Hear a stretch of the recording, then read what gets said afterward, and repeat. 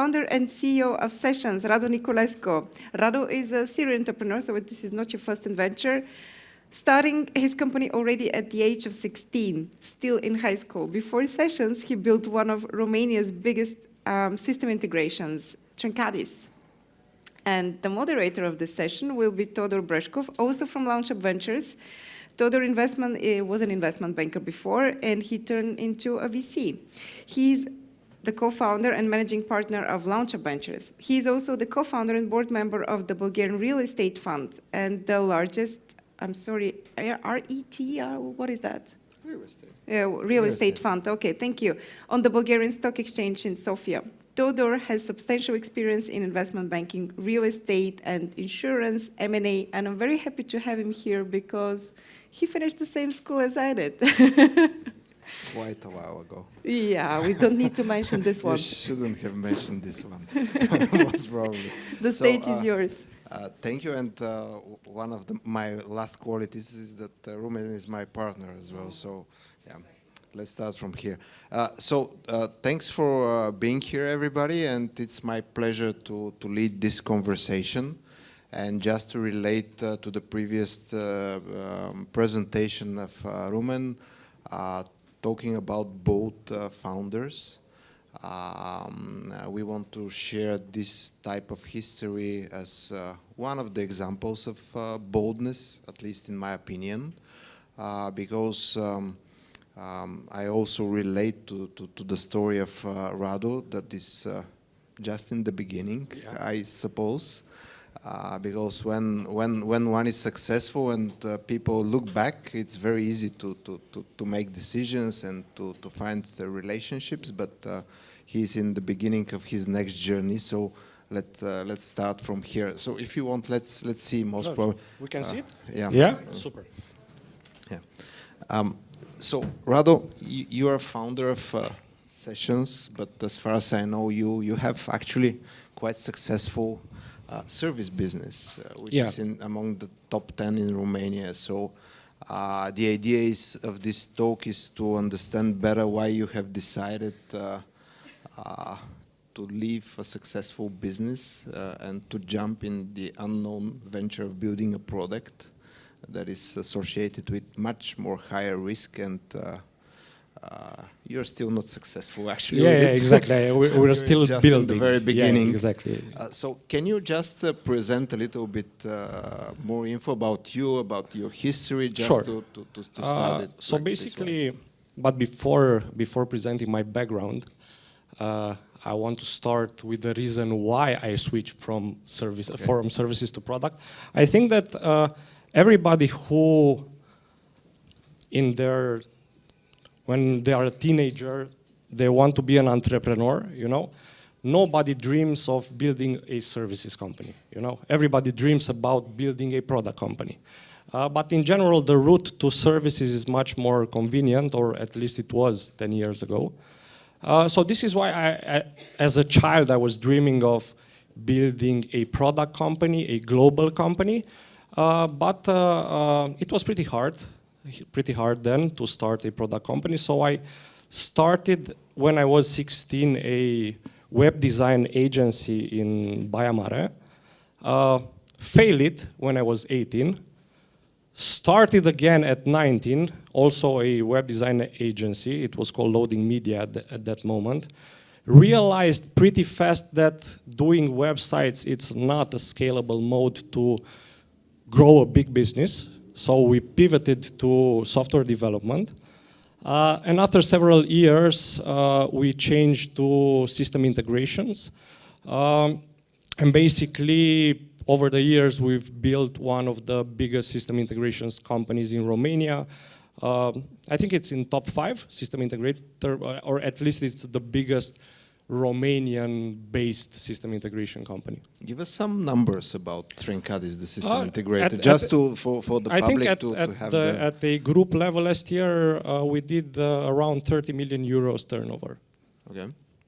And you decided to throw it away? I decided not to throw it away, to do what I always wanted to do, to build a product with global impact.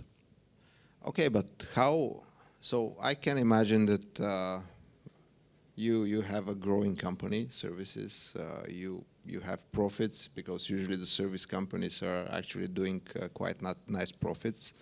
Um, Not like the product companies, especially in the early years. Yeah. So how come that you decide? Have you been trying to build within the product? Because as VCs, usually what we see is are typical cases of product companies trying to build an IP of a product within the company, then spin it off, pretend that they are founders. I mean, Yeah. the owners of the service companies, and fundraising from us saying, okay, I'm going just to allocate most of my time in the product company, but still I'm going to run the service company. But the more important question is, have you tried building inside the product and then trying to fly it out, or what's the road to? So over the years, we tried to build several products inside Trencadis. And also we still have a portfolio of own products, but they never took off. I mean, and this is what the first thing. Although we built some products inside Trencadis, I never imagined them to be a global success. They were products solving very particular business problems. I imagine that at some point we will be able to pivot them or to spin them off. But as what I realized after starting sessions, it's that to build something with global ambitions, you need to be all in as an entrepreneur. You need a special structure. You need a special. I mean, you cannot do it inside. I mean, from my experience, it's almost impossible to build successful. Although there are some exceptions, but in general, if you reach a scale with your services business, you'll be tempted to focus on your services business. Your products will always be your last priority, so they will never be something huge, you know. So I tried, it didn't work out. Is it also about focus of the founder? It's always about focus. It's always engagement, about focus. emotion. It's always about focus. I mean, I think when trying to build something with global impact, you have to be all in, all your attention. And basically what I realized in the last 2 years is that a startup, if you want to build a high growth startup, again, with global ambitions, basically you have to dedicate all your life. I mean, you cannot do it as a part-time job, neither as a full-time job. You have to basically live with that startup at least until you reach product market fit, but what I'm sure it's even after that. So a startup with a high growth startup requires all your attention, basically all your attention. I don't think there is another way. Okay, but I suppose that also a service company requires also all your attention. But what is the difference in terms of? It requires, of course, at least in the first part of the journey, but there is a big difference between the two business models, a huge difference. Basically, it's a paradigm shift between services to products. First of all, there are a lot. I will try to talk about some of them, some of the differences. But in the realm of products, from an entrepreneurial perspective, you operate with huge amounts of uncertainty. This is something that in services, in services you have to push your services, you have to do sales, you have to figure out how to structure your team. So you have a lot of challenges, but also you have a lot of models around you to basically you know what to do. You know, it's easier to understand what you have to do. In products, especially when you try to build something that is unique, and basically from experience we know that the biggest companies started with unique ideas. They Not scaled, copycats, yeah. not copycats. So when you started with a unique idea, it's complicated to find references. It's complicated to extract models. So basically, you operate with a lot of uncertainty, and this is very challenging from a founder's perspective. You have, I mean, from a including, it's not only technical things and skill sets you need. Basically, your mind must be much more prepared to operate in the product, where you need a lot of adaptability, you need a lot of mental strength, you need a lot of flexibility. In services, things are much more predictable. But also talking about differences, because there are a lot, and there are some very interesting differences. For example, one of the most important things that I'm still struggling with, actually, is the fact that in services, the key to success is to perfectly deliver to your customers, and this takes time. Yeah. In product startups, you don't have time. You have to ship fast. You have to become comfortable in delivering imperfect products, and iterate from there. And this is a very different, shift. And this is something not only from a founder's perspective, because in Romania, most of the people involved in the tech sector or in the tech sector are used to perfectly deliver to their customers, and you have basically to change, to do this mental change. Basically, you have to be comfortable delivering imperfect products. So this is but there are a lot of more differences. So I suppose the difference is also in one company there is an option pool with employees. It's a huge difference. Also partners, co-founders that have to be full-time on the product as well. Because your resources are scarce, you don't have a lot of resources in the early stage. You have to find other ways to get your team excited and get them on board. So one of the biggest differences is the fact that usually in startups, in general in startups, you incentivize your team with option pools, with options. This is not happening in the services area, and I think it's mandatory to have this to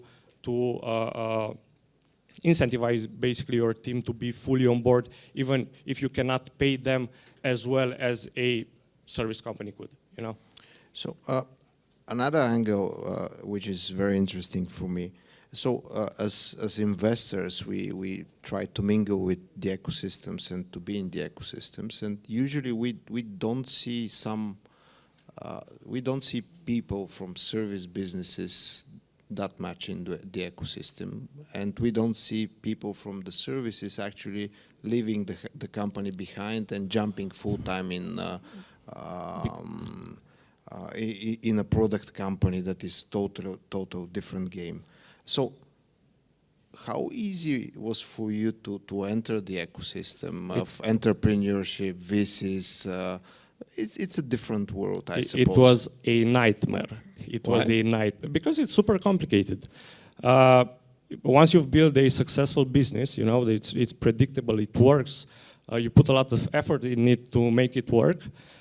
You basically, as I was saying, you are totally switching the model. And even from a mental perspective, it's so different. From an ecosystem perspective, it's so different. So basically, you start from zero. You've built something that works, something that's successful, and 2 weeks later, you are in the context where you do not know nothing about this new field. You only have a dream, a direction, a ambition, but other than this, you are surrounded by nothing. Have you felt that just like falling from the moon, from one day you're a successful entrepreneur with a service business and profits, and the other day you're knocking on doors saying, okay, I'm Radu, I'm a pre-product. Like I told you, it was nightmarish. It was the hardest year from my life. I mean, switching from from Trencadis to sessions, what was the most complicated thing I ever did. And do you see other people like you actually approaching you in order to understand your experience, to share? Not so many, not so many. People that want to or think of doing. Not so many. There are some previous examples and pretty successful examples. We have FinTech OS, the team from FinTech also switched from services to a product. We have the team from FlowX. They also switched from services to product. So there are several examples. I think that in the next years we will see a lot of entrepreneurs that are coming from the service side to the product side. Nobody asked me something about this, but I'm not so popular at this moment. Also, I don't have, as you were saying, I'm still unsuccessful. Yep. So maybe after I will have success. Okay, so being unsuccessful, what is success for you? What is the ambition now? Most probably this is where you should just share what sessions is at the end of the day, just for people to relate with the product. So basically, I will start with the original story where basically the story behind session was that at the beginning of the pandemics, when we were forced to operate from remotely, I had to organize a board meeting, a pretty complex board meeting where we took decisions how to work from home, and we had a lot of decisions to take. And at that moment I realized that classical video conferencing is not enough to organize complex meetings. I realized that classical video conferencing implies a lot of friction in organizing and managing complex online interactions. It's impossible. I mean, it's hard to schedule, it's hard to prepare an agenda, it's hard to follow. Give us an example, a use case, or what is the best example that you like? I mean, but let me tell you so after I realized the fact that it takes a lot of time and energy to organize complex meetings, I realized that, and after doing a lot of research, I saw that nobody is, not Zoom, Google Meets, or the classic players in this sector are not treating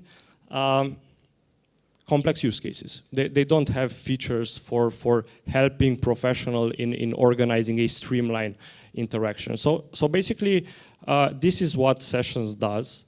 It helps you prepare your sessions, your meetings, from scheduling to planning an agenda to bringing all the files in that agenda, helps you run that meeting. It offers a streamlined experience in running the meeting itself. And also another very interesting thing is that it captures all the data that the meeting produces. So about the use cases, for example, Sessions is, I think, world's best tool in organizing town halls. You know, we have at Sessions, we have probably the most interactive and most interesting town halls that are held remotely. Sessions is a extremely useful tool in organizing customer trainings and customer onboardings. So every use case that implies video conferencing and complexity in the context of video conferencing, Sessions does perfectly the job. Okay, makes sense. So the question was, what is success for you? What is the ambition, let's say? So basically, because leaving a successful company, this means that you have another kind of vision or ambition. There is a product ambition. I mean, we want to be our vision is to build the operating system for all meetings, webinar, and events for distributed teams. Mm-hmm. We want to create a platform that helps companies to organize the entire process without using a lot of tools, a lot of friction, a lot of shared screens. I hate shared screens. So basically, we want to build the tool of choice for organizing team meetings, webinars, and events in one single platform. And from another perspective, I mean, we are targeting an IPO. I have a really big number in head. I don't want to share it, you know, because you will say that I'm mad and don't want to do this? No, I like such mad things because, and the perfect example in our region, because as Roman mentioned, we are a regional fund, it's very visible, like in each country there is a success story. All the other startups and entrepreneurs are starting measuring themselves to the success story. So having a UiPath in Romania, this should bring some kind of a number, exactly. or target at least. Yeah. And this is happening everywhere. This is the best the thing time, that can the happen time in the an market has ecosystem, changed yeah. a little, you know, Yeah. I think it will be complicated to do an IPO of 40 billion. You never know. But we have a... We can have super inflation, so Exactly, pretty soon, exactly. so We will you see. never know at the end of the day. Guys, I would like also to make this thing a little bit more interactive, and just let you to ask questions, because at the end of the day, this is where we can share more. Should I give you the mic? Okay. Yeah, we'll use one. Do we have questions? Yeah. There you go.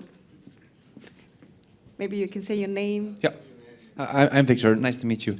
Just the first question. I'm curious. Did you build the team in your product company by, let's say, having employees from your initial company, or do you see different skills needed that you would rather take from the startup world?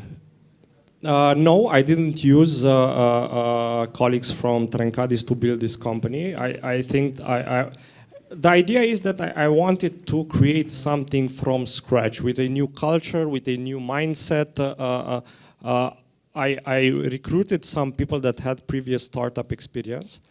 But to make it very short, no, I didn't use any of the colleagues from Trencadis to build this. So everything was built from scratch. Wow.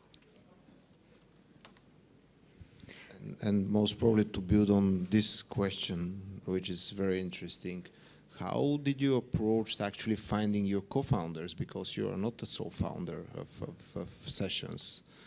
How did you find them? How did you meet them? How did you choose them? Because it's the most difficult thing usually. The idea was pretty cool, you know. The idea was pretty cool, and I did some interviews.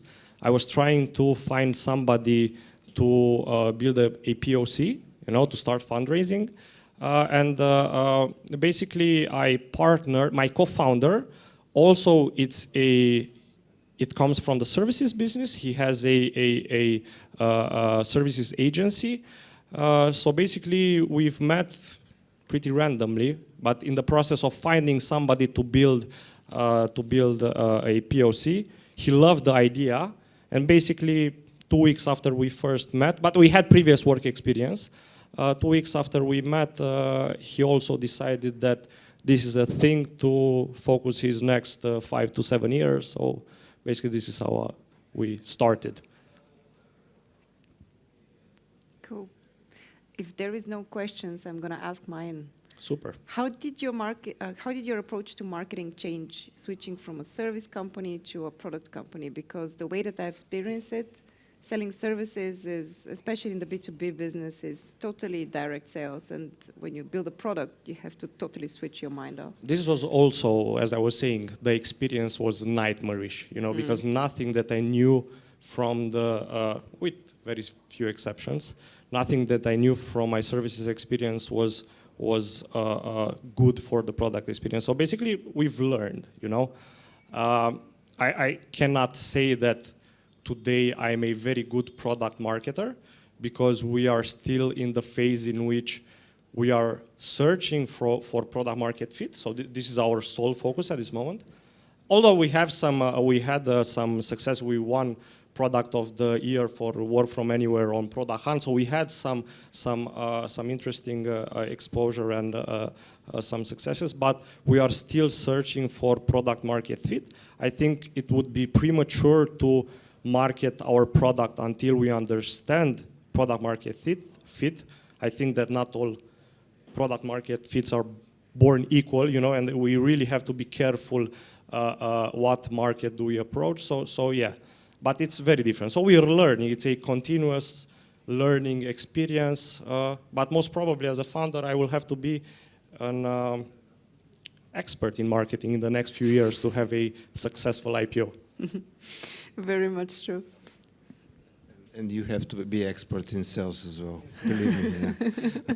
Okay, so thank you all, and thank you, Radu, for sharing your history and how you feel and your experience. And big applause for Big Radu. applause.